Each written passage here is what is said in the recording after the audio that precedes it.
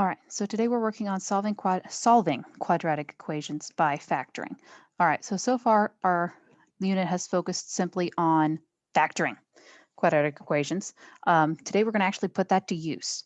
So in order to solve quadratic equations, the equation must first be in the following form. All right, so you need to have x squared plus, excuse me, not x squared. You write this correctly. All right, it needs to be a squared plus ab plus b squared equals 0. All right, the plus signs here are not important. They could be minus signs.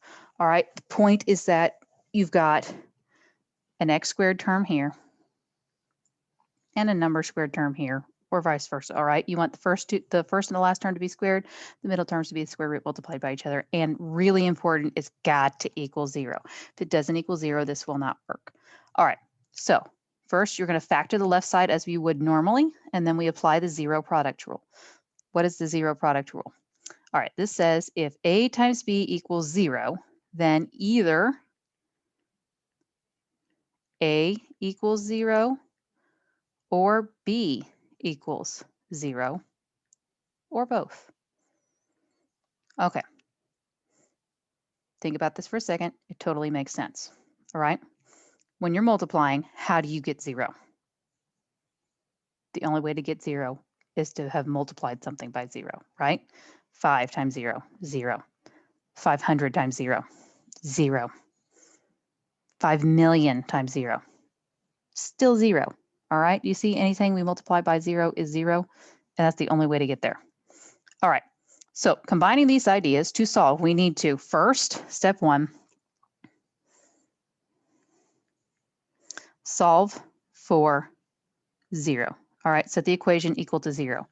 Step 2, factor the left side.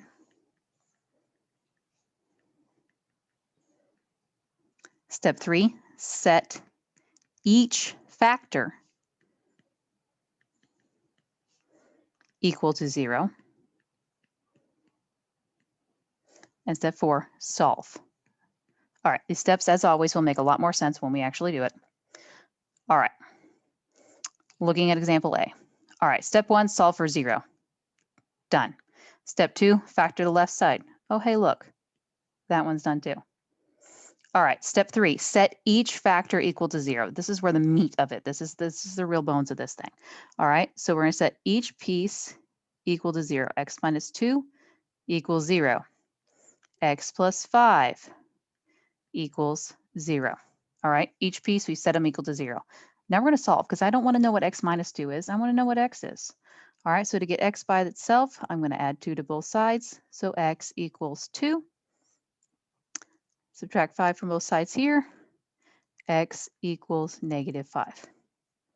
Simple enough, right? All right, let's look at B. Equal to 0, already factored. So we're just going to set each of our factors equal to 0. And for some of these simple ones, like the first one, you could probably do this in your head, but just get into the practice of writing it down because there will come a time when you can't do it in your head. So just write it down. All right, plus 6, so x equals 6, minus 9, 2x, x equals negative 9. Divide both sides by 2, so x equals negative 9 halves. Remember for me, please leave this as an improper fraction. Don't turn it into a mixed number. All right, C, well, we're equal to 0, but we haven't done step 2. We have not factored the left side. So let's factor our left side. All right, we can use the shortcut method here, x and x, because our leading coefficient is 1. All right, next I need what 2 factors multiply to make 12, but add together to make 7. Well, let's see here. Factors of 12, 1 and 12, no. 2 and 6, no. 3 and 4, aha, that's it. 3 and 4, this is a positive sign, so we're either going to be both positive or both negative. That one's a positive, so it tells me we're both positive. All right.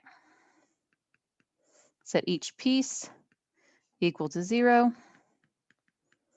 and then solve. Minus 3, x equals negative 3, minus 4, x equals negative 4.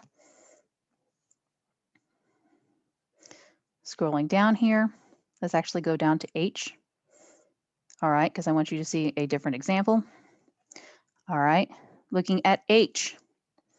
Okay, we're set up. Something equals 0. Okay, we're fine there. So let's factor this. Can I factor this? Well, I can't use the shortcut method or AC method. What other methods have we used? Oh yeah, difference of squares, right? Or the difference of cubes, because I've got a binomial and I've got subtraction in between. So we need to look, is this a square or a cube? Oh, well, it's a square. All right, so let's factor this guy. So square root of my first term is 3x. That goes here and here. Square root of my second term is 5. Plus and minus. Set each piece equal to 0. And solve. Minus 5, 3x equals negative 5 divided by 3. So x equals negative 5 thirds plus 5 plus 5. 3x equals 5 divided by 3. X equals a positive 5 thirds.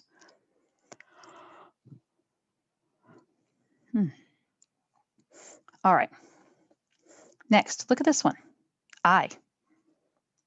X squared minus 3x equals 0. Well, I've got a binomial. I've got a squared term in the first. Can I do difference of squares? No, 3x doesn't have a square root. So what do?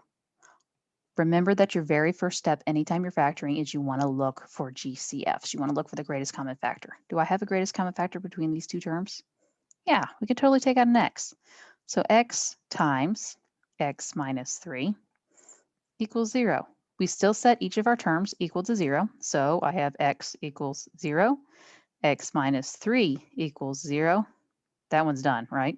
I have nothing else to do with that. Add 3 to both sides, so x equals 3. All right, you all starting to get this? Set it equal to 0, factor, set each piece equal to 0. Let's look at one like k. Because k is not in the right format, is it? I've got this equal to negative 20. I don't want it equal to negative 20. I want it equal to 0, right? So what do I have to do? I got to add 20 to both sides. So 6x squared minus 23x plus 20 equals 0. And from here, we can follow our format, right? We factor it. We set each factor equals 0. We get a solution. All right. And that is it for the day. Good luck with your homework. And as always, email me if you have any questions.